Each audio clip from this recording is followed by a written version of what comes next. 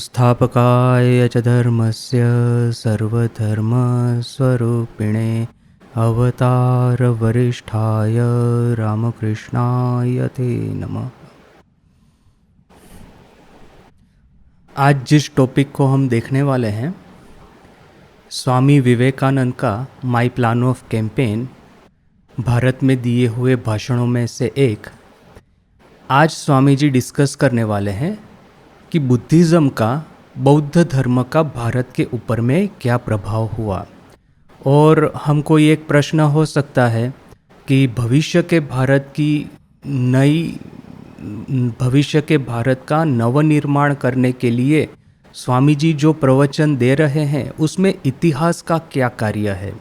तो इतिहास का कार्य यह है कि स्वामी जी सबसे पहले तो हमको भारत की जो अवनति हुई उसका कारण बताते हैं, और इस अवनति का कारण समझ करके तभी हम नए भारत का जब निर्माण करेंगे, तो जिस कारण से यह अवनति हुई उस कारण के बारे में हम सजाग रहे, सावध रहे और वही गलतियां फिर से न दोहराए।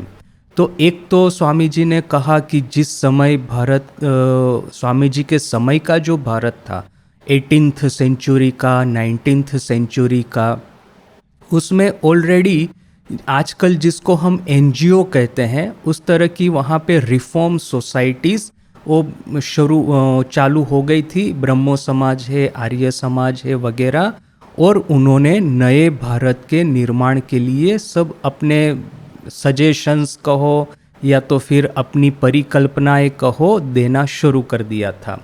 तो उस सब के बारे में स्वामी जी का ये कहना है कि देखिए कि आपको यदि ऐसा कहना है कि भारत में जो नए आने वाला जो भारत है उसमें अंधश्रद्धाएं न हो, उसमें बाल्य विवाह न हो। ये बाल्य विवाह के ऊपर में स्वामी जी का बड़ा ही क्रोध था। कई जगह पे उन्होंने लिखा है कि इस तरह के कुछ कुछ ऑर्थोडॉक्स होते हैं लोग, जो लोग समझते हैं कि 10 साल की बच्ची का गर्भाधान कैसे हो उसी में उनका जैसे कि पूरा धर्म आ जाता है। यानी कि जब भी ऐसा कहा जाए कि छोटी बच्ची का विवाह नहीं होना चाहिए, वैसे ही यह लोग एकदम नाराज हो जाएंगे कुछ ऑर्थोडॉक्स लोग, और यह कहना चिल्लाएंगे कि हमारा हिंदू धर्म खतरे में है। किंतु देखिए कि मैंने छोटी बच्ची का विवाह करके कोई हिंदू धर्म कोई साबित नहीं हो जाता। हिंदू धर्म का यह कोई लक्षण भी नहीं है। यदि सही सही हिंदू धर्म देखना है तो वो है अपने उपनिषद, अपनी गीता और अपना ब्रह्मसूत्र। तो जो वेदांत है वो है हमारे सनातन धर्म का फाउंडेशन। नहीं कि ये देश काल से ये जो सब पिछले 1000 साल से जो सब कचरा हम इकट्ठा करके आए हैं, जो प्रथाएं हम इकट्ठी करके आए हैं, यह सब कोई हिंदू धर्म का एसेंशियल हिस्सा है ही नहीं। तो यह बात एक बार समझने से ही धीरे धीरे करके हमारा यह सनातन धर्म पुनः जागृत होगा। तो इसी सिलसिले में स्वामी जी कहते हैं कि और एक गलती हम करते हैं, जैसे कि रिफॉर्म सोसाइटी वाले एक सबसे बड़ी गलती कर देते हैं। कहते हैं कि ये लोग, पहले तो वे लोग कहते हैं कि हिंदू धर्म में जितनी भी अंधश्रद्धाएं हैं उस सबको पहले तो गाली देना शुरू करते हैं। तो स्वामी जी कहते हैं देखिए कि ये दोनों एक्सट्रीम गलत है। जो ऑर्थोडॉक्स लोग हैं वे लोग कहते हैं कि 10 साल की बच्ची का गर्भाधान हो उसी में जैसे कि हिंदू धर्म का पूरा एसेंस आ गया है, यह भी गलत है, संपूर्ण रूप से गलत है। और यह लोग रिफॉर्म सोसाइटी वाले, वे लोग जब यह कहना शुरू करते हैं कि नहीं, हिंदू धर्म की जितनी भी अंधश्रद्धाएं हैं सब दूर फेंक दो, और उसमें फिर क्या करते हैं ये लोग, वो जैसे हिंदी में इंग्लिश में मुहावरा है, to throw the bath water along with the baby. यानी कि एक छोटे से टब में पानी डाल करके आपने एक छोटे से बच्चे को उसमें आप स्नान करवा रहे हैं। बच्चे का स्नान हो गया तो फिर वो जो बाथ वाटर है वो उसको फेंक देना है। किंतु जो मूर्ख है कोई इस तरह का कि वो बाथ वाटर को फेंकने के साथ में वो बच्चे को भी फेंक दिया। वो पहले तो बच्चे को तो उस टब में से निकालो, फिर वो स्नान किया हुआ पानी फेंको। तो इस तरह से ये रिफॉर्म सोसाइटी वालों का कहना है कि जितनी भी अंधश्रद्धाएं हैं, साथ साथ में जितने सनातन सत्य है, वो सब गलत है, सबको यहाँ से हटा दो। तो यह दोनों एक्सट्रीम गलत है। पहले तो स्वामी जी ये कहते हैं, फिर बाद में स्वामी जी और थोड़ा सा डीप में जाते हैं। कहते हैं कि यह सब अंधश्रद्धाएं जो आज हम देख रहे हैं, जिसके बारे में रिफॉर्म सोसाइटी वाले बड़े नाराज है, किंतु उनको यह नहीं पता है कि किस तरह से यह अंधश्रद्धाएं दूर की जाए। तो अंधश्रद्धाओं का मूल कहाँ पे है, जड़ कहाँ पे है? तो हमने कई बार सोचा भी है, सुना भी है कि पिछले 1000 साल से भारत पे जो आक्रमण होते रहे, भारत को जो एक के बाद एक विदेशियों ने गुलाम बना करके रखा, उसमें अपने सेल्फ डिफेंस के लिए हो सकता है कि हम लोगों ने यह सब पर्दा प्रथा है, बाल्य विवाह प्रथा है, सती प्रथा है, यह सब हमने अपनी रक्षा के लिए डेवलप किया हो। इस तरह की एक थियरी है और वो उसका मेंशन कई जगह पे आपको मिलेगा। किंतु यहाँ पे स्वामी जी और एक थियरी लेके आते हैं। स्वामी जी कहते हैं कि बुद्धिज्म का जो डिग्रेडेशन भारत में प्रारंभ हुआ, उसमें से ही सर्वप्रथम भारत की अवनति या तो भारत का डिग्रेडेशन स्टार्ट हुआ। तो बुद्धिज्म के बारे में स्वामी जी का जो यह विचार है वो बड़ा यूनिक है। स्वामी जी कहते हैं कि देखिए कि भारत में आजकल इस तरह की प्रथा है कि सभी लोग भगवान बुद्ध की बड़ी वाह वाह करते हैं, बड़ी प्रशंसा करते हैं, उनके उदार दिल का उदाहरण देते हैं, कहते हैं कि देखिए भगवान बुद्ध की जो उदारता है उसी ने हिंदू धर्म की रक्षा की थी, वरना तो भगवान बुद्ध के आने से पहले जो हिंदू धर्म ओरिजिनल वैदिक संस्कृति थी उसमें जो गिरावट आई थी, उसमें जो अवनति अधोगति आई थी, उसमें से तो भगवान बुद्ध ने ही हमको बचाया। तो यह बात सही है कि बुद्ध का जो विशाल हृदय था, बुद्ध की जो उदारता, कंपेशन था, धर्म को जैसे कि ये विधि विधान के दायरे में से, पिंजरे में से निकाल करके जनसाधारण के सामने उन्होंने रखा और कहा कि बाह्य विधि विधान आप जितना भी करते रहिए, जब तक आपका हृदय परिवर्तित नहीं होता तब तक आप अध्यात्म में आगे नहीं बढ़ते। तो यह उपदेश जो बुद्ध ने दिया, यह उपदेश की वजह से ही जो उस समय का वैदिक संस्कृति का जो डिग्रेडेशन हुआ था, डिक्लाइन एंड फॉल हुआ था, उससे हम लोग बचे। ये बात बिल्कुल सही है। किंतु फिर 1000 साल न कि इतना ये जो बौद्ध धर्म चला, उसके बाद में बौद्ध धर्म में भी उसी तरह का डिक्लाइन होना शुरू हुआ, उसी तरह के जो सब प्रॉब्लम्स दिखने शुरू हुए, जो कि जिसकी वजह से फिर आखिर में भारत में पुनः वही अवनति का, अधोगति का लक्षण दिखने लगा, काल का चक्र फिर से फिरने लगा। तो यहाँ पे स्वामी जी हमको कहते हैं कि ऐसा तो क्या था जो कि बौद्ध धर्म के साथ में इसने प्रॉब्लम खड़ा करके लाया। तो मैंने क्या किया है, यहाँ पे स्वामी जी का जो इस लेक्चर में जो कहना है माई प्लान ऑफ कैंपेन, उसके साथ साथ में ही कंप्लीट वर्क्स में से दूसरी जगहों पे भी स्वामी जी ने बौद्ध धर्म की अधोगति के बारे में, डिग्रेडेशन इन बुद्धिज्म के बारे में जो जो कुछ कहा है उसका एक छोटा सा कंपाइलेशन किया है। उस कंपाइलेशन में हमको एक बड़ा ही इंटरेस्टिंग चीज़ जानने को मिलता है। स्वामी जी कहते हैं कि देखिए कि पहले तो अपना वैदिक धर्म था, वैदिक आध्यात्मिक प्रथाएं थी, उसमें जो बौद्धिकता जो हमने डेवलप की थी, इंटेलेक्चुअल एक्यूमेन जो हमने डेवलप किया था, हमारे ऋषि मुनियों का वैदिक युग में अपने ऋषि मुनियों की बौद्धिक क्षमता इतनी तीव्र थी, इतनी तेज थी कि जिसके परिणाम से उन्होंने यह जो माया का पर्दा है उसको चीर करके माया के पीछे जो अनंत तत्व, अनंत जीवन विद्यमान है, जिसको कि हमारे वेद, उपनिषद आत्मन या ब्रह्मन करके पुकारते हैं, उसका पर्दाफाश किया, उसको हमारे सामने ला करके खड़ा किया। तो यह ऋषि मुनियों की बौद्धिक क्षमता की, आध्यात्मिक क्षमता का एक बहुत बड़ा परिचय है। किंतु हुआ ऐसा कि ये ब्राह्मण जो एक ट्रेडिशन थी, उन्होंने जैसे कि ये आत्म तत्व अपने पास में एक तरह से छुपा करके रखा। जो बाकी सब कास्ट है, क्षत्रिय है कि शूद्र है, न कि वैश्य है, उन सबके साथ में शेयर करने की उनकी ऐसी कोई इच्छा हुई नहीं। तो यहाँ पे भगवान बुद्ध का जन्म हुआ। उन्होंने ब्राह्मण ट्रेडिशन के भीतर में यह जो उपनिषद के गहरे रहस्य है, आत्म तत्व या तो ब्रह्म ज्ञान, इस ब्रह्म ज्ञान का उन्होंने साक्षात्कार किया और इसी साक्षात्कार करके उन्होंने इस ब्रह्म ज्ञान को जनसाधारण में बांटना शुरू किया। देखिए कि यह कन्फ्लिक्ट हिंदू धर्म में उस वैदिक युग में चल रहा था। एक और है ब्राह्मणिक ट्रेडिशन, वहाँ पे ब्राह्मण लोग चाहते हैं कि उन्होंने यह जो आत्म तत्व आविष्कार किया है अपनी तीव्र बुद्धिमत्ता को लेकर के, बहुत माने एकदम गहन कठोर कठिन साधना और तपस्या करके, तपस्या और बुद्धिमत्ता इन दोनों का आश्रय लेकर के ब्राह्मणों ने जो ब्रह्म तत्व आविष्कार किया है उसको वे लोग शेयर नहीं करेंगे। यहाँ पे क्षत्रिय कास्ट है, क्षत्रिय थे जिनका कि हृदय विशाल था और उन्होंने यही ब्रह्म तत्व को उनके पास में से लेकर के या अपने से आविष्कार करके यह जो विधि विधान जितने भी यह जो क्रियाएं थी, कर्मकांड थे, इस कर्मकांड के दायरे में से ब्रह्म तत्व को बाहर निकाल करके क्षत्रिय लोगों ने ये प्योर आत्म तत्व का प्रचार किया। ब्राह्मण लोगों के पास में जाएंगे, पहले तो 1000 कर्मकांड दिखाएंगे, फिर आखिर में आपको ब्रह्म तत्व का छोटा सा उपदेश देंगे। जबकि क्षत्रियों के पास में आएंगे तो हटाओ सब कर्मकांड और सीधा आत्म तत्व, आत्म साक्षात्कार ही जीवन का उद्देश्य है। उसके लिए आप 1000 कर्मकांड करे कि न करे कोई फर्क नहीं पड़ता। तो ये भगवान बुद्ध भी वही क्षत्रिय ट्रेडिशन में से आए थे।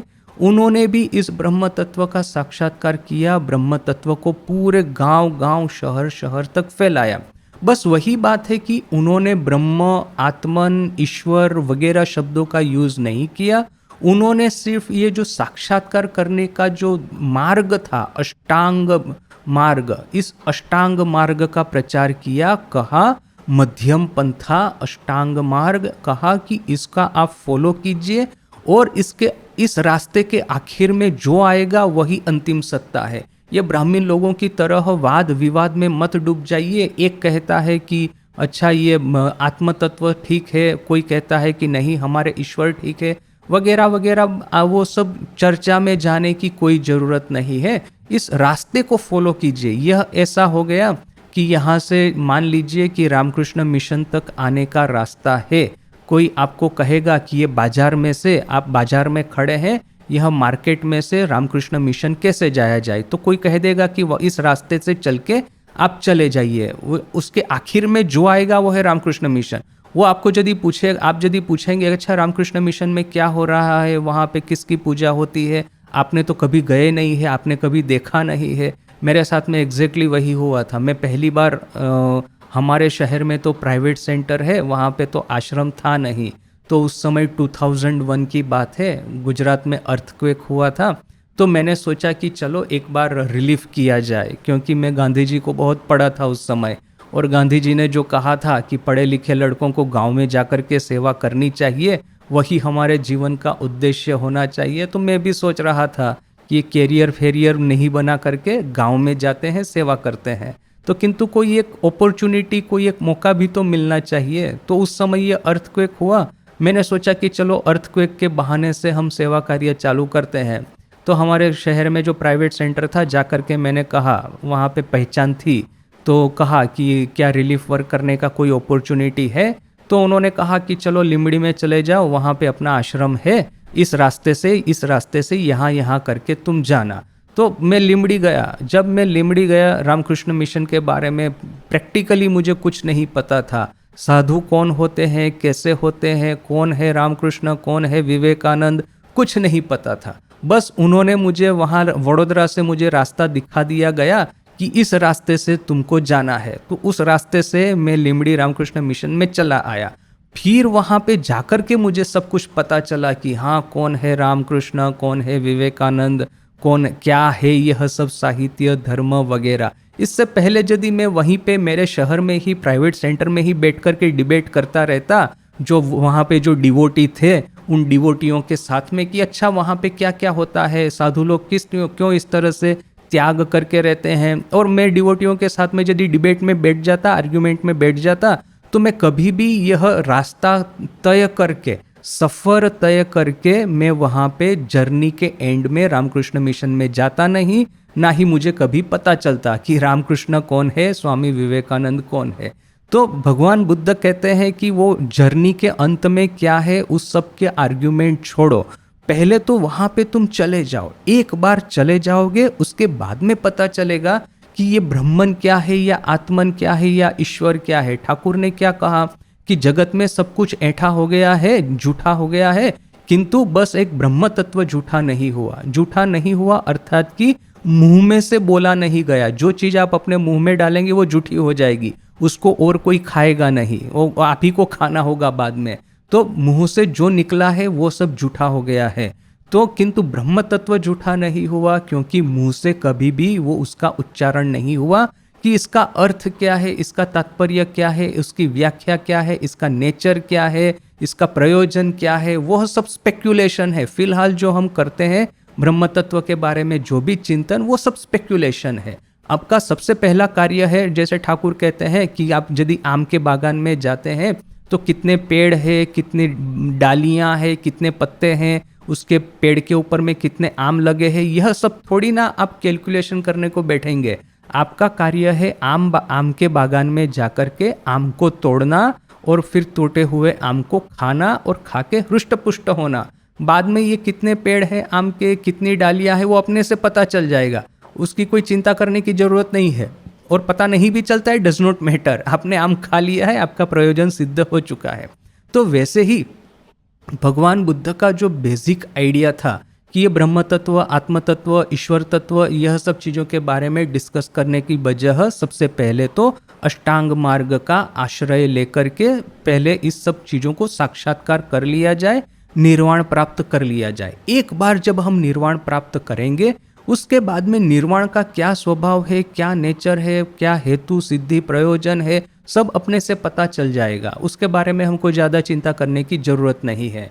तो यह उनका मुख्य उपदेश था। किंतु बाद में क्या हुआ कि स्वामी जी क्या कहते हैं कि जो जो प्रजाएं जिन्होंने बुद्धिज़्म को अपनाया, क्योंकि बुद्धिज़्म तो फर्स्ट मिशनरी रिलीजन था, तो ये ब्राह्मीण अपना जो वैदिक संस्कृति और ये बौद्ध धर्म, इस दोनों में देखिए कि किस तरह का एक डिफरेंस हमको देखने को मिलता है। हमको यह तो पता है कि ब्राह्मीण लोग कहीं जाकर के किसी को एक्टिवली कन्वर्ट नहीं करते थे।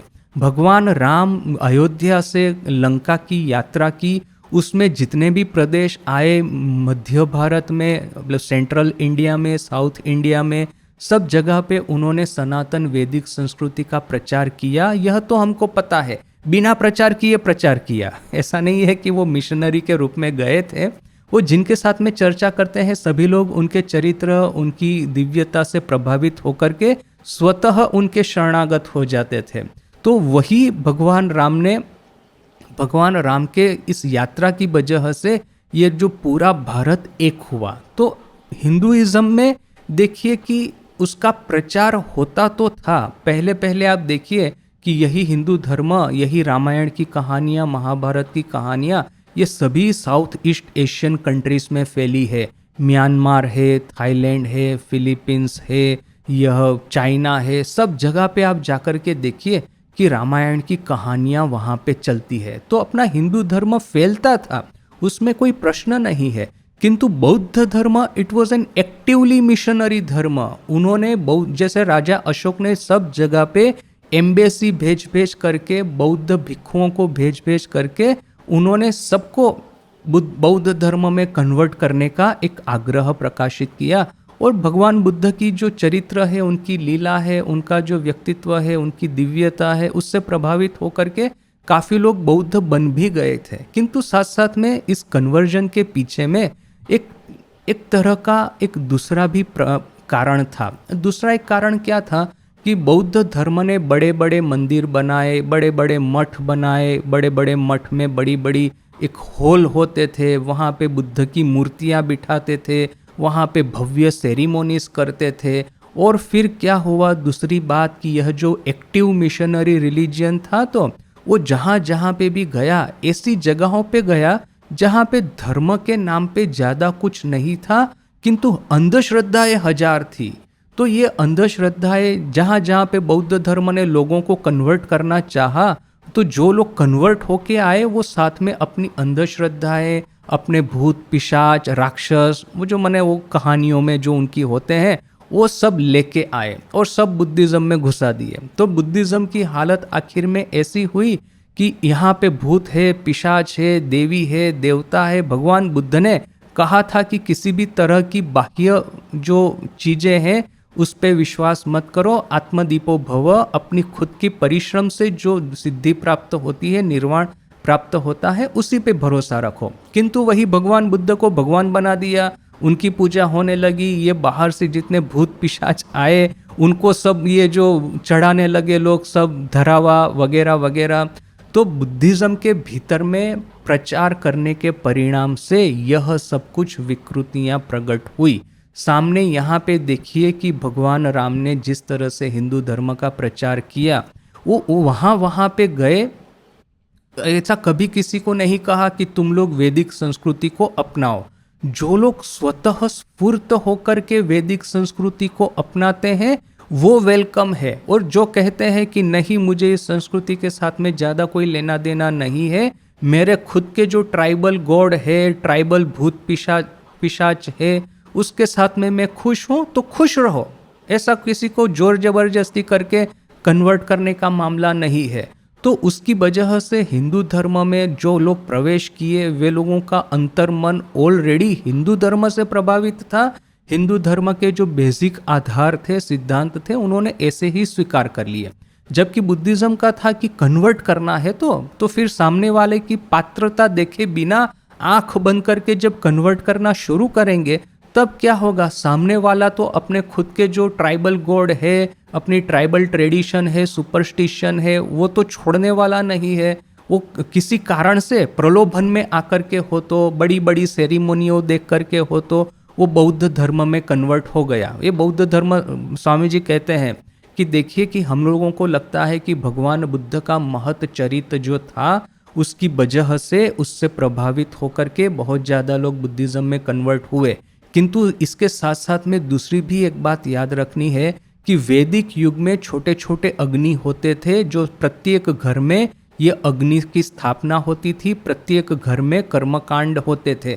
तो वो क्या है, डोमेस्टिक लेवल पे था। किंतु बुद्धिज़्म ने क्या किया, ये डोमेस्टिक रिलीजन को जैसे कि एक सोसाइटल रिलीजन, पब्लिक रिलीजन बना दिया, एक पब्लिक स्पेक्टेकल खड़ा कर दिया, और इस पब्लिक स्पेक्टेकल से प्रलोभित होकर के ज़्यादातर लोग आने लगे। ये होता है ना स्पेक्टेकल, पब्लिक स्पेक्टेकल, इसका क्या अर्थ है, आप बहुत बड़ा सेरेमोनी कीजिए। इस तरह का अभी आजकल जैसे कि मैच चलती है, तो क्रिकेट मैच में आप देखिए कैसा बड़ा स्पेक्टेकल खड़ा होता है। वो वहाँ पे कोई फिल्म स्टार को बुलाया है, वहाँ पे कोई सेलिब्रिटी है, सबके ऊपर में कैमरा जाता है। तो क्रिकेट से ज़्यादा तो ये स्पेक्टेकल जो है, सेलिब्रिटीज़ वगैरह, उसके ऊपर में उसको देखने के लिए लोग ज़्यादा आते हैं। तो ऐसे ही यहाँ पे भी कि भगवान बुद्ध की वजह, जिसकी मूर्ति तो उन्होंने बिठा दी थी, उसके अलावा भी ये भव्य स्पेक्टेकल जो खड़ा किया था, ये सेरेमोनी चल रही है, यह लोग सब भूत पिशाच वगैरह का सब कुछ ना कुछ चल रहा है। मिस्टिसिज्म,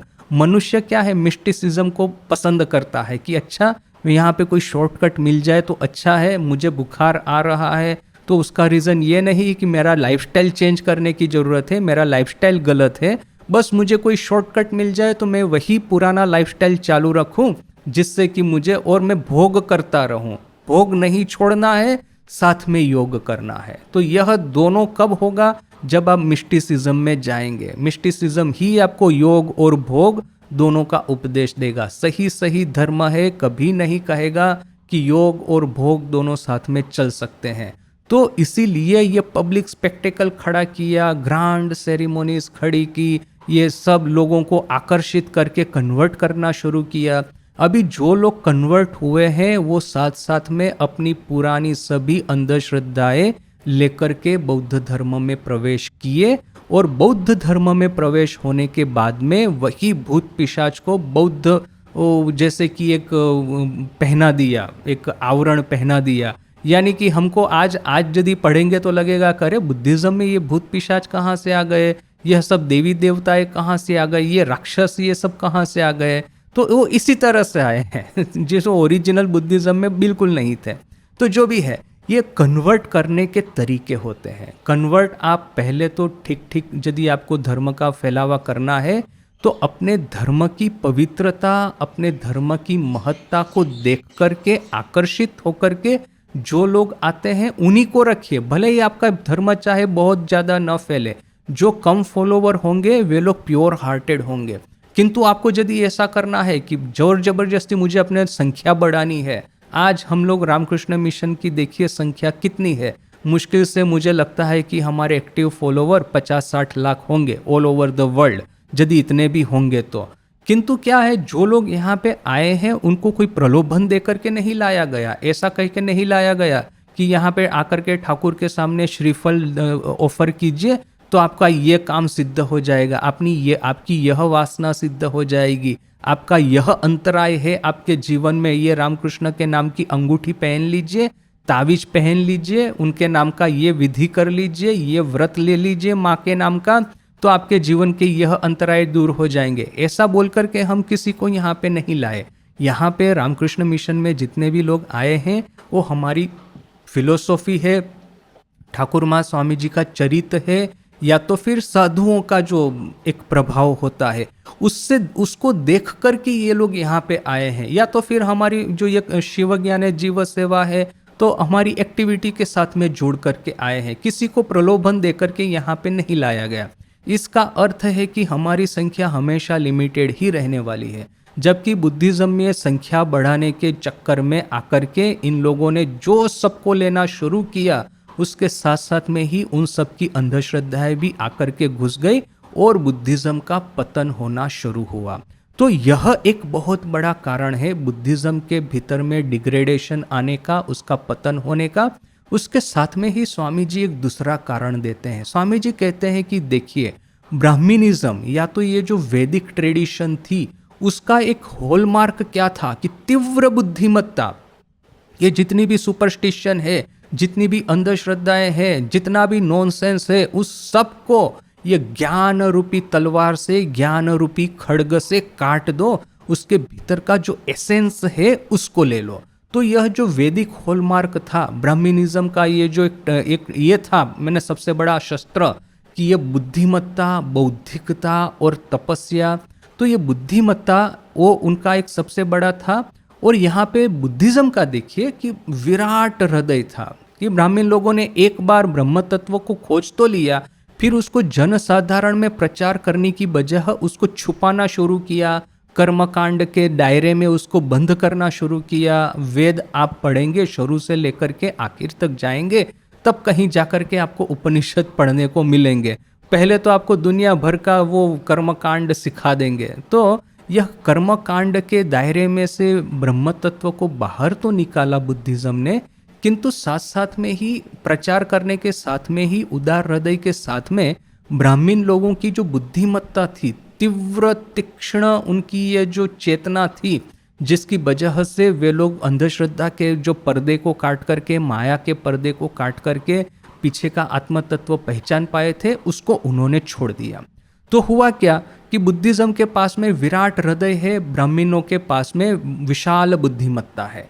इन दोनों का जो डाइवोर्स हुआ, यह डाइवोर्स स्वामी जी कहते हैं कि वो भारत के लिए बड़ा ही घातक सिद्ध हुआ। स्वामी जी कहते हैं कि Buddhism actually is a fulfilment of Hinduism.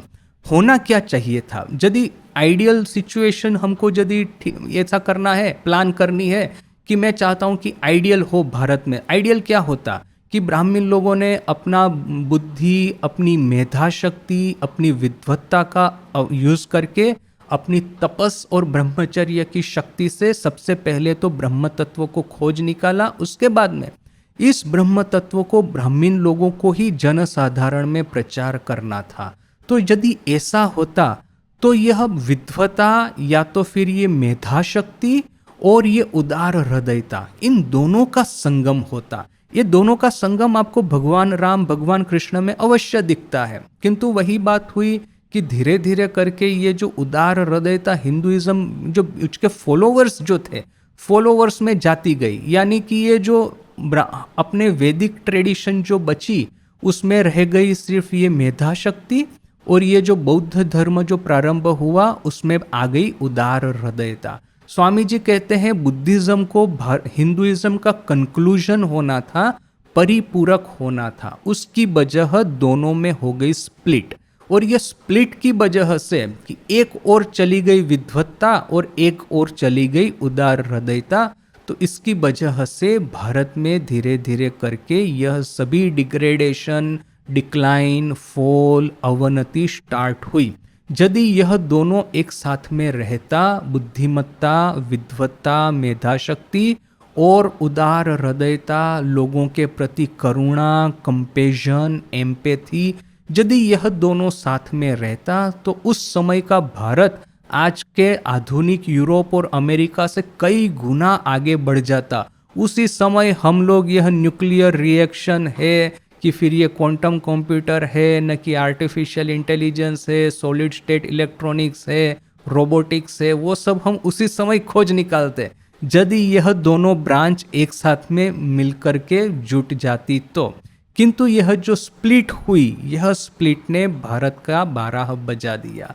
तो यह पूरा जो एनालिसिस है बुद्धिज्म का, वो स्वामी जी हमको इस सिर्फ ये माई प्लान ऑफ कैंपेन में ही नहीं, किंतु ये जो Colombo lecture from Colombo to Almora, फिर ज्ञान योग, अपने जो स्वामी जी ने जो जितने भी प्रवचन दिए, बहुत सारी जगह पे उन्होंने बुद्धिज्म के बारे में कुछ ना कुछ कहा है। वो सबका कंपाइलेशन मैंने एक ही जगह पे यहाँ पे इसी एक ही टेक्स्ट में कर दिया है, जिसको कि हम एक के बाद एक पढ़ेंगे। किंतु आउटलाइन जो है स्वामी जी के आइडियाज़ की वो इतनी है। सर्वप्रथम तो कि बुद्धिज्म को हिंदुइज्म का परिपूरक होना था, हिंदुइज्म का जैसे कि एक तरह से कॉम्प्लीमेंटरी होना था, उसका कंक्लूजन होना था।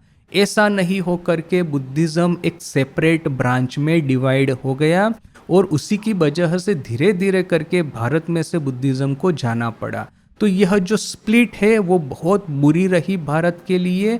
दूसरा कि बुद्धिज्म ने प्रचार के ऊपर में जो इतना ध्यान दिया कि कौन कौन उसके धर्म में आ रहा है, वो बोलना, वो सोचना उन्होंने छोड़ दिया। तो ये सोचना छोड़ दिया, जितनी भी अंधश्रद्धा वाले लोग हैं, जितने भी ट्राइबल लोग हैं, सबको उठा उठा करके अपने धर्म में जगह देना शुरू कर दिया। उसकी वजह से जो अंधश्रद्धाओं का प्रवेश हुआ, जो भूत पिशाच राक्षसों का प्रवेश हुआ, देवी देवताओं का बुद्धिज्म में प्रवेश हुआ, उसकी वजह से भगवान बुद्ध का जो ओरिजिनल आइडिया था कि तपस्या करके, साधना करके, परिश्रम करके, कठोरता करके, ब्रह्मचर्य का पालन करके निर्वाण प्राप्ति करनी है, वह सब चला गया और दुनिया भर के ये जो शॉर्टकट है वो बुद्धिज्म में आ गए। So that is Swami ji's overall conclusion. तो यहाँ पे थोड़ा सा हम आज पाठ कर लेते हैं। स्वामी जी कहते हैं कि today it is the fashion to talk of Buddhism and Buddhistic agnosticism specially in the south. आजकल ये बुद्धिज्म और ये बौद्धिक रैशनैलिटी, एग्नोस्टिसिज्म यानी कि अंधश्रद्धाओं के प्रति विरक्ति, यह इसके बारे में बात करना, प्रशंसा करना एक बड़ी फैशन हो गई है, खास करके साउथ इंडिया में। यह देखिए, ये रिफॉर्म सोसाइटी, ये थ्रीड कहाँ से आ रहा है। स्वामी जी कहते हैं रिफॉर्म सोसाइटीज जो है वो चाहती है कि भारत में से सुपरस्टिशन जाए, भारत में से अंधश्रद्धा जाए। और ये जो throwing the baby along with the bath water, इसके ये जो है उन लोगों का थिंकिंग कि हिंदुइज्म जो है वो सब गलत है, उसमें हिंदुइज्म तो होना ही नहीं चाहिए, होना चाहिए बुद्धिज्म। क्यों कि बुद्धिज्म में किसी भी तरह का भगवान नहीं है। ओरिजिनल बुद्धिज्म, जब भगवान बुद्ध की कहानी पढ़ेंगे तब आपको लगेगा कि बुद्धिज्म में तो ना ही भगवान है, ना ही ये कोई अंधश्रद्धाएं हैं, कितना रेशनल है, कितना मतलब ये इंटेलेक्चुअल है। तो स्वामी जी कहते हैं कि ये जो रिफॉर्म वाले हैं, खास करके साउथ इंडिया में, इन लोगों में एक फैशन सी बन गई है कि हिंदुइज्म यानी कि अंधश्रद्धाओं से भरा हुआ, देवी देवता भूत पिशाच ये वो सबसे भरा हुआ, 10 साल की बच्ची का विवाह करके उसका बच्चा प्रकट हो, ये सब में डूबा हुआ। जबकि बुद्धिज्म को देखिए कि भगवान बुद्ध का उदार हृदय था, नात जात उससे ऊपर आकर के उन्होंने यह सब किया था, वगैरह वगैरह। और ये कारण है, ये जो भगवान बुद्ध की उस समय जो प्रशंसा हो रही थी, यही कारण है कि बाद में आम्बेडकर ने हिंदू धर्म छोड़ करके बौद्ध धर्म को अपनाया। क्यों? क्योंकि हिंदू धर्म में जो नात और जात की प्रथा इतनी भयानक रूप से, इतनी पैशाचिक रूप से, इतने विषैले रूप से अपने समाज को खाई जा रही थी कि उनको ऐसा लगा कि यदि हिंदू धर्म नहीं छोड़ेंगे तो अपना उद्धार नहीं है दलितों का, तो फिर हिंदू धर्म छोड़ करके कौन से धर्म में जाए। सब तरह के धर्म देख लिए इधर उधर, फिर उनको लगा कि बौद्ध धर्म की जो उदारता है, बौद्ध धर्म की जो रैशनैलिटी है, एग्नोस्टिसिज्म है। एग्नोस्टिसिज्म यानी कि एक तरह का स्केप्टिसिज्म या तो एक तरह की नास्तिकता। नास्तिकता यानी कि ईश्वर के प्रति नहीं किंतु अंधश्रद्धाओं के प्रति नास्तिकता। तो ये एग्नोस्टिसिज्म है बौद्धिक, वो उनको बड़ा अच्छा लगा तो वो बौद्ध हो गए। तो वो जो उसके जो सीड है वो उनके कन्वर्जन के, वो स्वामी जी के समय से ही दिख रहे थे। इसलिए स्वामी जी कहते हैं कि आजकल एक फैशन सी बन गई है कि बौद्ध धर्म बड़ा ही रैशनल है, बड़ा ही इंटेलेक्चुअल है, बड़ा ही उदार हृदय का है, बड़ा ही एग्नोस्टिक है। किंतु देखिए, little do they dream that this degradation which is with us today has been left by Buddhism. किंतु इन लोगों को बिल्कुल पता नहीं है, ये लोग सपने में भी नहीं सोच पाएंगे कि भारत की अवनति, भारत के डिग्रेडेशन का जो राज है, सीक्रेट है, वो बुद्धिज्म की वजह से है। बौद्ध धर्म ने ही भारत को इस इतने बड़े गड्ढे में डाल के रखा है। This is the legacy which Buddhism has left अस। यह जो भयावह परिस्थिति भारत की हुई है, यह परिस्थिति बुद्धिज्म की वजह से है। You read in books written by men who never studied the rise and fall of Buddhism that the spread of Buddhism was owing to the wonderful ethics and the wonderful personality of Gautam Buddha। जिन लोगों ने भगवान बुद्ध के बारे में कभी भी नहीं कुछ पढ़ा, बुद्धिज्म का राइज और फॉल के बारे में कुछ भी नहीं पढ़ा, वे लोग आज किताब लिख लिख करके बड़े जोर जोर से नारा लगाते हैं कि बौद्ध धर्म का जो पूरे विश्व में प्रचार हुआ उसके पीछे रीजन था भगवान बुद्ध की महत पर्सनालिटी और उनकी दिव्यता, wonderful ethics and wonderful personality. Ethics यानी कि एथिक्स हमको पता है, सत्य, अहिंसा, अस्तेय, अपरिग्रह, ब्रह्मचर्य, तप, शौच, संतोष, स्वाध्याय, ईश्वर प्रणिधान। यह जो 10 नियम है उसको हम एथिक्स कहेंगे। एथिक्स यानी कि हमको इस तरह से रहना है कि हमारा जीवन समाज के लिए आशीर्वादमय बन जाए, हम सबको सहायता करें, हम सबके प्रति मैत्री और करुणा का व्यवहार करें, किसी को भी हम कष्ट न पहुंचाए, किसी की धन संपत्ति चुरा न ले, किसी का शोषण न करे। यह जो वैल्यूज है जीवन में वो उसको एथिक्स कहते हैं और भगवान बुद्ध में यह एथिक्स भर भर करके पड़े हुए थे। तो भगवान बुद्ध के यह एथिक्स, भगवान बुद्ध की यह वैल्यूज और उनकी पर्सनालिटी, इसकी वजह से बुद्धिज्म फैला है। स्वामी जी कहते हैं कि देखिए, जिन लोगों ने बुद्धिज्म का राइज एंड फॉल, बुद्धिज्म फैला कैसे, बुद्धिज्म में अवनति कैसे आई, इसके बारे में कुछ भी स्टडी नहीं किया है, वे लोग ऐसा कहते हैं कि भगवान बुद्ध के एथिक्स और पर्सनालिटी की वजह से बुद्धिज्म फैला। हाँ, वो फैक्टर थे, किंतु दूसरे भी फैक्टर थे। वो क्या थे? I have every respect and veneration for lord Buddha but mark my words. Swami ji कहते हैं मुझे भगवान बुद्ध के प्रति सबसे ज़्यादा श्रद्धा और भक्ति है। हमको पता है कि स्वामी जी को सर्वप्रथम दर्शन हुआ था, वो भी भगवान बुद्ध का हुआ था। तो स्वामी जी कहते हैं, और फिर वो जब ठाकुर बीमार थे दक्षिण वहाँ पे काशीपुर में, तो ठाकुर को छोड़ करके वहाँ पे बोध गया चले गए थे तपस्या करने के लिए, महापुरुष महाराज और काली महाराज के साथ में। तो बुद्ध के प्रति स्वामी जी का आकर्षण पहले से ही था। तो स्वामी जी कहते हैं कि बुद्ध के प्रति मेरी अनंत श्रद्धा भक्ति है, किंतु यह बात याद रखिए, mark my words, the spread of Buddhism was less owing to the doctrines and personality of the great preacher than to the temples that were built, the idols that were created and the gorgeous ceremonials they were put together before the nation। किंतु एक बात हमेशा याद रखिए कि Buddhism का जो spread हुआ, उसका जो विकास हुआ, उसका फैलावा हुआ, उसमें डॉक्ट्रिन्स एंड पर्सनालिटी यानी कि सिद्धांत और व्यक्तित्व, भगवान बुद्ध के सिद्धांत और व्यक्तित्व का उतना हिस्सा नहीं था जितना हिस्सा था द टेम्पल्स, जो बड़े बड़े मंदिर बनाए गए थे, आइडोल्स दैट वर इरेक्टेड यानी कि बड़ी बड़ी मूर्तियां बनाई गई थी, सुंदर मूर्तियां बनाई गई थी, and the gorgeous ceremonials they were put before the nation, और बड़े बड़ी सुंदर सेरिमोनीज, गॉर्जियस यानी कि भव्य, यह सब उत्सव है, न कि ये सेरिमोनीज है, फेस्टिवल है वगैरह वगैरह, इन सब का मैंने उस सब का कारण ज़्यादा है, यह सब चीज़ें कारणभूत ज़्यादा है। और हमने ऑलरेडी ये डिस्कस किया कि देखिए कि क्रिकेट में आजकल जैसे होता है कि क्रिकेट की मैच को छोड़ दीजिए, यह जो सब वहाँ पे फिल्मी स्पेक्टेकल जो खड़ा होता है, ये जो सेलिब्रिटीज आते हैं वहाँ पे, वो आधे लोग तो शायद हो सकता है उन्हीं को देखने को आते हो, वो क्रिकेट तो साइड पे रह जाता होगा। तो वैसे ही यहाँ पे बुद्धिज़्म के साथ में ऐसा ही हुआ।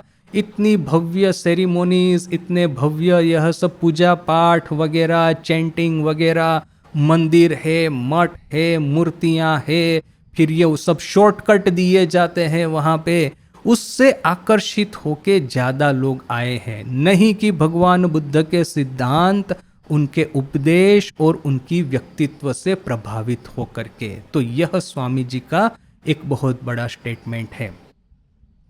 Thus Buddhism progressed, and the little fireplaces in the houses in which the people poured their libations were not strong enough to hold their own against these gorgeous temples and ceremonies.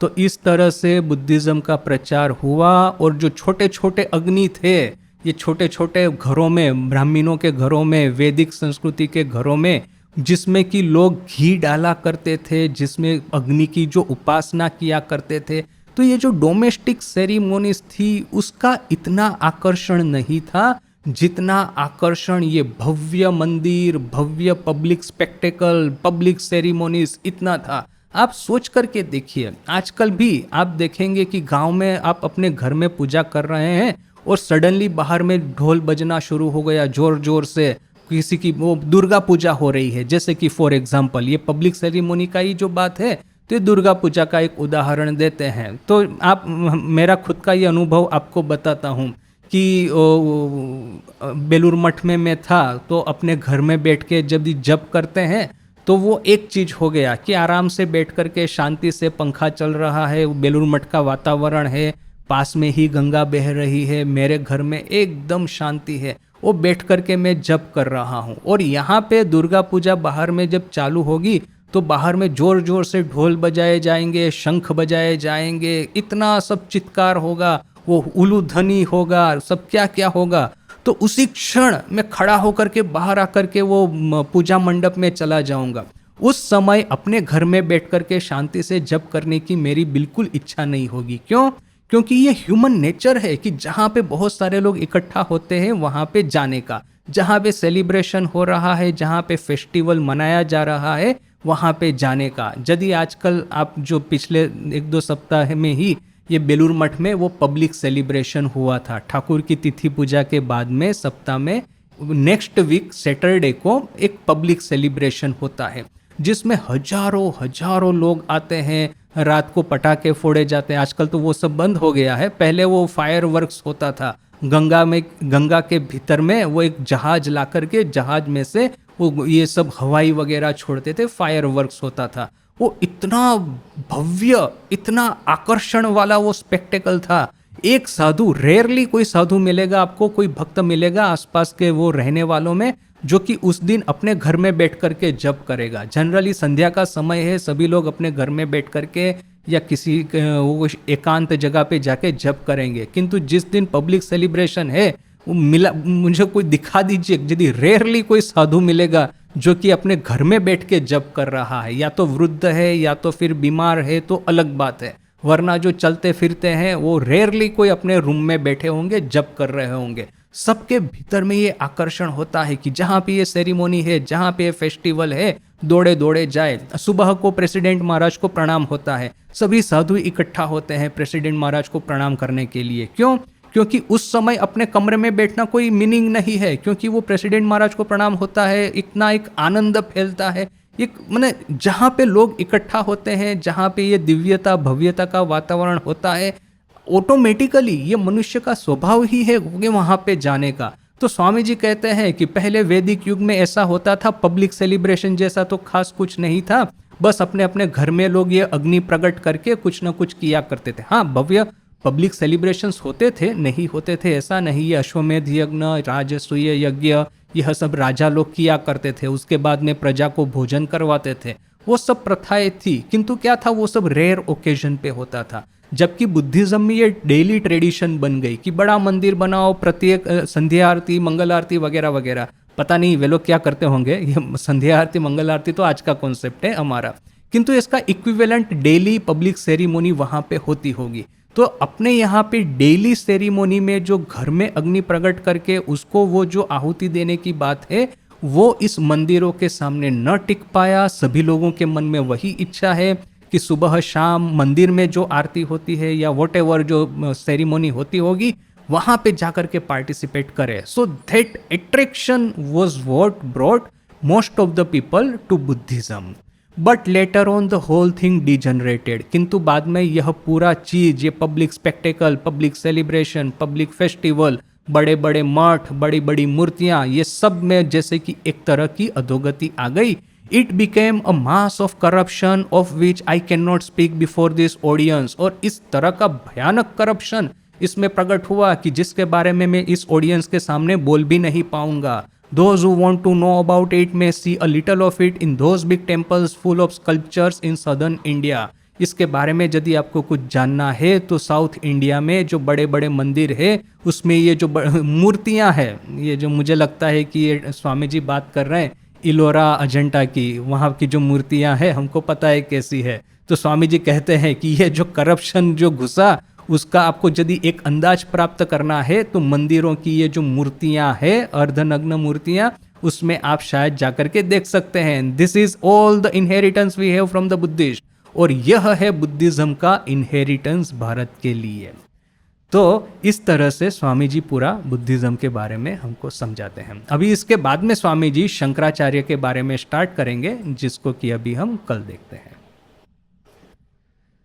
Om Shanti शांति शांति। हरि ओम तत्सत। श्री राम कृष्णार्पणमस्तु।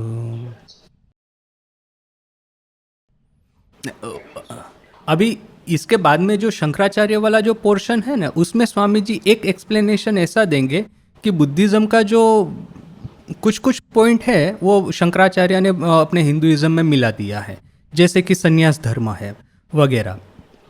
भारत में या तो Hinduism में त्याग का भावना तो है ही है, किंतु ये जो इंस्टीट्यूशनल संन्यास है वो एक बुद्धिज्म का एक बहुत बड़ा अवदान है, which is what Shankaracharya mixes with Hinduism.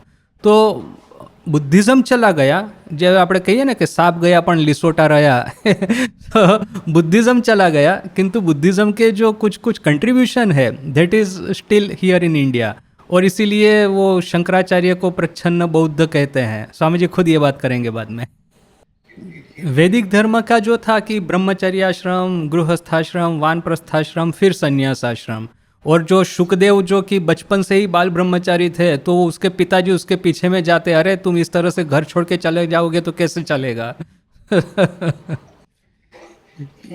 ये जो ठाकुर का जो वैदिक ट्रेडिशन के अनुसार कि इंडिविजुअल आपकी साधना स्ट्रॉन्ग होनी चाहिए, आपका पब्लिक सेलिब्रेशन हो ना हो दैट डज नॉट मैटर, वो तो एक ऑलरेडी ठाकुर ने डाल दिया था। फिर स्वामी जी ने आकर के बोल दिया शिव ज्ञान जीव सेवा, यानी कि अपना जो पब्लिक मैनेजमेंट का जो एक्सपर्टाइज है वो स्कूल कॉलेज हॉस्पिटल चलाने में चला गया। अनफॉर्चुनेटली आजकल ऐसा हो गया है ना कि वे लोग भी हमारे से ज़्यादा अच्छा स्कूल कॉलेज चला लेते हैं, क्योंकि हमारे यहाँ पे एक तरह से देखा जाए तो रिस्ट्रिक्टेड बहुत हो गया है एक मेंटल स्पेस। जबकि वे लोग क्या करते हैं, आउटसोर्स कर देते हैं, तो आउटसोर्स करने में फिर बड़ा बेटर चलता है। सो एनीवे, किंतु दिस आर, जैसे आपने कहा, this are the stark contrast. एक तो इंडिविजुअल स्पिरिचुअलिटी पे बहुत ज़्यादा फोकस है, और फिर यदि आपको पब्लिक में कुछ करना ही है तो सेवा कार्य करो, celebrations will take care of themselves. इस सिलसिले में इंटरेस्टिंगली एक लेटर मैंने पढ़ा था। उस समय प्रभानंद जी महाराज जीएस थे और स्वामी जी की 150th एनिवर्सरी सेलिब्रेट हो रही थी। तो सभी सेंटर में जैसे इंस्ट्रक्शन जाता है ना कि आपको public 150 is a big thing, तो सेलिब्रेट करना है। तो साथ साथ में उसमें एक पैराग्राफ ऐसा था कि यह सब कुछ this it everything of this shouldn't remain as mere ceremony. Exact word मुझे याद है कि ये मियर सेरिमोनी न रह जाए, इसके लिए हम इस उपलक्ष्य में सेवा कार्य भी स्टार्ट कर रहे हैं। और ये सेवा कार्य वो गदाधर अभ्युदय प्रकल्प, न विवेकानंद स्वास्थ्य परिसेवा प्रकल्प वगैरह वगैरह, वो 2-3 प्रकल्प चालू किए थे। यानी कि इवन दैट टाइम इटसेल्फ कि ये it's a matter of celebration, Swami ji की 150th anniversary, but it shouldn't remain mere celebration, we need to do some service work, that is the core of Ramakrishna mission.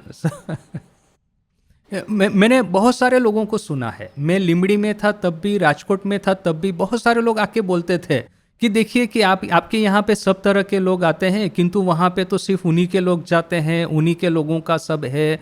तो एक अपना एक ये क्या कहेंगे कि कॉस्मोपोलिटनिज्म भी है, इगलिटेरियनिज्म भी है, कि we appeal, our appeal spreads beyond caste and ये सब जो है डिनोमिनेशंस, उसके बियॉन्ड अपनी अपील जाती है। जबकि उनका ऐसा है कि their appeal is limited to some caste, some combination etcetera. So that factor is also there. यह देखिए कि ये शंकराचार्य ने जिस तरह से ये जो मोनेस्टिक इंस्टीट्यूशनलिज्म जो बुद्धिज्म में से एक उठाया है, उठाया नहीं है but he has adapted it, तो वैसे ही ये जो पब्लिक जो सेलिब्रेशन वगैरह जो है ना, वो भी एक तरह से देखिए कि जो चैतन्य देव ने नगर कीर्तन में एक तरह से एडेप्ट कर लिया है कि आप अपने घर में बैठ के साधना कीजिए और नगर कीर्तन में जाइए। जो उमंग और उत्साह आएगा कि आपके जैसे जो दूसरे 50 लोग हैं वो प्रभु का हरि बोल करते जा रहे हैं कीर्तन करते करते, वो जो निर्मल आनंद आएगा। और देखिए कि ठाकुर के खुद के जन्म उत्सव का पालन ठाकुर के रहते रहते होना शुरू हो गया था। तो ठाकुर कहते हैं एक दिन एक आया था, उसी दिन ठाकुर का जो बर्थडे था उसी दिन कोई एक आया डिवोटी, फिर कहता है कि वहाँ पे वो श्रमिक लोगों का ये जो कोई है वहाँ पे जाना है, इंस्टीट्यूशन है वहाँ पे जाना है, लेबर इंस्टीट्यूशन में। तो वो जब चला गया तो ठाकुर कहते देखिए उसके कपाल में ही नहीं है, आज यहाँ पे कितना आनंद होता, कितना नाचगान होता, उसके कपाल में ही नहीं है। बोल करके ठाकुर किसी को बोलते चलो तुम चालू करो अभी कीर्तन। तो इवन ठाकुर का भी ये साइकोलॉजी बड़ा क्लियर है कि ये कीर्तन भजन ये पब्लिक सेलिब्रेशन न पानीहाटी का क्या है। ठाकुर का खुद का जो ये था आकर्षण पानीहाटी की प्रति, वो भी तो ये स्वामी जी की साइकोलॉजी के भीतर में फिट बैठता है। पहले पहले जब ठाकुर में दिव्य भाव प्रकट हुआ तब ठाकुर के मन में एक इच्छा हुई कि ये जो जिसको आकर्षण कहते हैं, लोगों का आकर्षण, यानी कि दिव्यता से प्रभावित होकर के लोग आकर्षित होते हैं, वो आकर्षण मुझे देखना है। तो फुलुई श्याम बाजार ऐसा ही कुछ नाम है वो शहर का, न कि गांव का, उसी कामारपुकुर के आसपास का है। वहां पे ठाकुर गए और वहां पे 3 दिन रात कीर्तन चल रहा है। वो नहीं खाने को समय है, नहीं शौच जाने को समय है, कीर्तन चल रहा है तो चल रहा है। हजारों लोग ठाकुर के आसपास इकट्ठा हो गए थे। तब ठाकुर ने कहा कि हाँ, इसको कहते हैं दिव्य आकर्षण। तो ये जो दिव्य आकर्षण लोगों को इकट्ठा करके ये जो एक पब्लिक स्पेक्टेकल खड़ा करना, ये ट्रिक तो ठाकुर के पास में भी थी। यानी कि ये लोगों की साइकोलॉजी, मास साइकोलॉजी जिसको कहते हैं, वो ठाकुर उससे बड़े वाकिफ थे। सो इन दैट वे बुद्धिज्म का जो कुछ एलिमेंट्स अभी तक टिका है। देखिए ये बात हमको ठाकुर के डिसाइपल में भी देखने को मिलती है। ये जो बाबूराम महाराज है, योगेन महाराज है, हरि महाराज है, वे लोग टिपिकल ब्राह्मीण थे। हरि महाराज के बारे में तो स्वामी जी कहते हैं इज ए परफेक्ट ब्राह्मीण। किंतु जब स्वामी जी कहते हैं कि अमेरिका जाकर के वेदांत प्रचार करना होगा, तो यही हरि महाराज कहते हैं मेरे से वो सब नहीं होगा। तब स्वामी जी ने रो करके उनका गला पकड़ करके उनको आलिंगन करके कहा कि भाई मैं ही सब मेहनत करते करते मर जाऊंगा क्या। तब कहीं जाकर के हरि महाराज रेडी हुए। So that Hari Maharaj and Swami ji, we can say तो ब्राह्मीण और क्षत्रिय, वो जो कॉन्फ्लिक्ट उस समय था, exactly today we can see in them.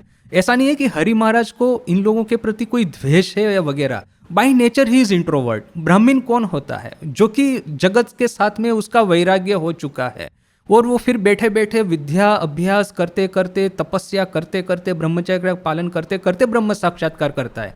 उसके बाद में उसका वही है कि देखिए वो जहाँ पे रहेगा भूमि पवित्र हो जाएगी।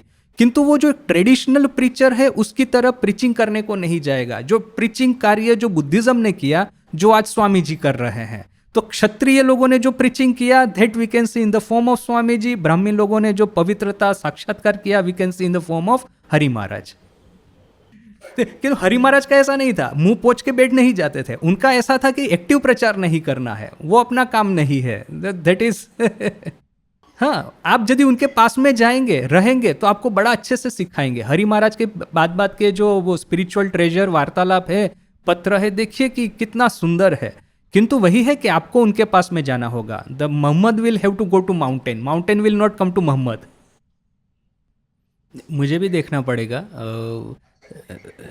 यदि मैं एक अनुमान करके कहूँ, देखिए कि जैसे जैसे ठाकुर का ही उदाहरण लेते हैं, कि ठाकुर को लोगों का चरित्र देखने की एक क्षमता थी। उनके पास में जो भी आता था उनका हृदय में वो देख सकते थे कि इसका चरित्र किस तरह का है। जैसे मास्टर महाशय को उनका घर बता दिया। अभी यदि आपको चरित्र देखना है लोगों का तो इस आंखों से तो आप नहीं देख पाएंगे, उसके लिए आपको तीसरी दृष्टि खोलनी पड़ेगी। तो ये जो हायर फैकल्टी की जो आप बात करते हैं, ठाकुर के जीवन में वो हमको दिखता है कि लोगों के हृदय में क्या है वो देख पाएंगे। तो वो हायर फैकल्टी, हायर विजन कब खुलेगा? जबकि आप स्पिरिचुअलिटी में प्रोग्रेस करेंगे। स्वामी जी है, माँ है, लोगों का संस्कार समझ सकते थे। संस्कार समझ करके वो किस डायरेक्शन में जाएगा तो बेटर रहेगा बोलकर इस तरह की उसको आध्यात्मिक शिक्षा देते थे। अब स्वामी जी को देख करके ही ठाकुर पहचान लिए कि हाँ ये मेरा मतलब वारसदार होने योग्य है।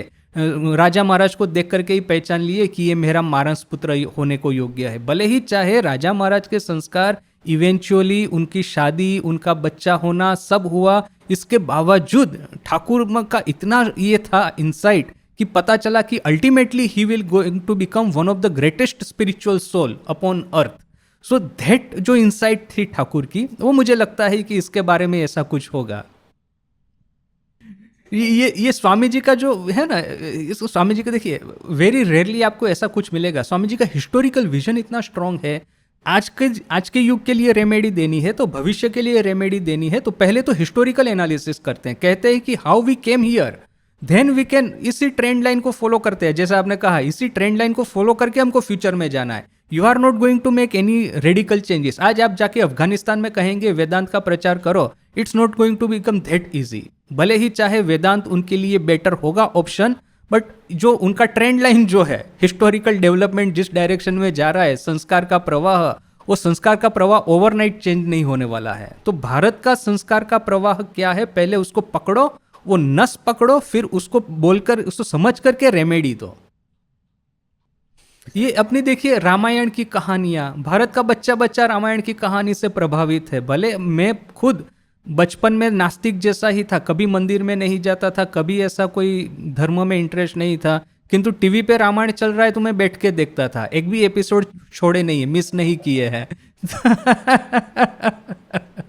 और साथ साथ में भारत की हिस्ट्री के साथ में ये प्रॉब्लम है कि पहले तो इसने आकर के हमारी पिटाई की, उसके बाद में वो आकर के पिटाई करके चला गया, उसके बाद में ये आकर के लूट करके चला गया। ये जो पिछले 1000 साल की हिस्ट्री पढ़ते हैं ना, मैं एकदम डिप्रेस हो जाता हूँ। फिर प्रॉब्लम है वैदिक हिस्ट्री का प्रॉपर सोर्स नहीं है, या तो फिर अंधश्रद्धाएं हैं, या तो फिर टाइप का एक डिफरेंट ही टाइप का एक इंटरप्रिटेशन है। तो फिर उसके ऊपर विश्वास नहीं होता कि ये सही कितना है, गलत कितना है। और यह सब हुआ देखिए विदाउट भारत का एक्टिव उसमें कोई पुश लगाए। बाकी जितने भी धर्म है वहाँ के हेड क्वार्टर है, और हेड क्वार्टर की ओर से प्रचंड पुश होता है, पैसा डाला जाता है, रिसोर्स डाले जाते हैं। हमने भारत में से कुछ नहीं किया विश्व के हिंदुओं के लिए, ऊपर से उनको गाली दी है। इन स्पाइट ऑफ दैट ये सब हुआ है। इसको कहते हैं स्प्लिट पर्सनालिटी। एक और हम अपने को जगत गुरु मानते हैं, दूसरी ओर सबसे कम आत्मश्रद्धा जो है वो देश अपना इंडिया है। ये शेमलेसली हिंदू होना पब्लिक लाइफ में इज अ रिसेंट फिनोमिना। ना, किंतु देखिए भाव का ही एक स्वरूप है। ये जो ठाकुर का जो भाव है, ये शांत भाव, दास्य भाव, सख्य भाव, मधुर भाव, मातृभाव, बालक भाव, उसी का एक दया भाव है। बस वही है कि हम दया भाव को एक थोड़ा सा निम्न कक्षा का मानते हैं। जो भक्ति भाव ईश्वर के प्रति है उसी को लोगों की ओर रिडायरेक्ट कर देना है, उन्हीं के भीतर में शिव का दर्शन करना है। तो वो जो भाव प्रकट होगा तो it will expand in both direction, internal as well as external. नहीं, यह बात है ना, स्वामी जी ने खुद ने कही है कि शंकराचार्य वगैरह पंडित जी मात्र थे क्योंकि उनका उदार हृदय नहीं था। जबकि जो अवतारगण होते हैं उनके उदार हृदय होते हैं, बुद्धिमत्ता तो होती है, उदार हृदय भी होते हैं। दैट वे जो भगवान राम, भगवान कृष्ण, उनकी जो उदारता थी, उनकी जो मेधा शक्ति थी, उसी का रिफ्लेक्शन हमको श्री रामकृष्ण में देखने को मिलता है। वही है कि बिकॉज ऑफ दिस बुद्धिज्म, ये जो स्प्लिट जो आखिर में हुआ कि ये बुद्धिमत्ता यहाँ पे चली गई, उदार हृदयता यहाँ पे आ गई, और फिर उदार हृदयता के साथ में सब करप्शन आ गया, बोल करके सब प्रॉब्लम स्टार्ट हुआ। So Shri Ramakrishna is a continuation of the tradition of Shri Rama and Shri Krishna. देखिए, ये जो सरलता और बुद्धिमत्ता यानी कि प्रैक्टिकल सेंस, इसका परफेक्ट कॉम्बिनेशन हमको स्वामी जी के लाइफ में मिलता है। स्वामी जी जब अमेरिका गए तो कोई प्लानिंग नहीं, कुछ ये नहीं। जब यात्रा भी करनी है तो कपड़ों को ठीक ठीक करके वो बांध करके वो बैग पैक करना है, ऐसा कोई उनको सेंस ही नहीं था। सब कुछ आखिरी घड़ी में ये सब करते थे। इसलिए स्वामी जी की जितनी भी लेडी डिसाइपल थी वो लोग ठीक करती थी कि स्वामी जी का जो भी मैनेजमेंट करना है हम लोग करेंगे। ये स्वामी जी मीड सिस्टर के वहाँ पे रहने को गए लॉस एंजल्स में, तो वो जो एलिस हेंसब्रो कहती है कि मैं आपके एजेंट के रूप में, एडवांस एजेंट के रूप में सैन फ्रांसिस्को जाऊंगी, वहाँ पे मैं सब ठीक करके बाद में आपको बुलाऊंगी, तब आप आइएगा। तो और फिर जब स्वामी जी ने टर्क स्ट्रीट पे जो फ्लैट लिया वहाँ पे रहने लगे, तो ये मिसिस हेंसब्रो है, फिर होम ऑफ ट्रूथ की वो जो संचालिका थी, वे लोग, वही लोग सब day to day activity manage करते थे। स्वामी जी वो जस्ट लेक्चर देते थे और वो सब हवा हवा में उनका था। तो इस स्वामी जी में देखिए कि बोथ, एक तो incredible practical sense, historical understanding, Bharat का भविष्य, वर्तमान, भूतकाल, ये इतना पावरफुल, और किसी ने बुद्धिमत्ता किसी ने दिखाई नहीं होगी रिसेंट समय में। साथ में ही वो इतने ही इम्प्रैक्टिकल थे, इतने ही बालक जैसे थे। ये जितने भी लेडी डिसाइपल है फॉरेन अमेरिका के, वो सबका रेमिनिसेंस पढ़ के देखिए कि वे लोग स्वामी जी को बिल्कुल अपने संतान के रूप में देखती थी। मिस सारा ओली बुल वो सब समय स्वामी जी को एक तरह से प्रोटेक्ट करने का प्रयास करती थी। क्यों? क्योंकि वे लोग ये भी देखती थी कि in spite of having so much scholarship, विद्वत्ता, inside he is like a child. इतने सरल है कि कोई भी उनको कष्ट दे के चला जाएगा, कोई भी उनको धूर्त बना करके चला जाएगा। तो how is this possible to have both of this? Swami ji is that perfect example.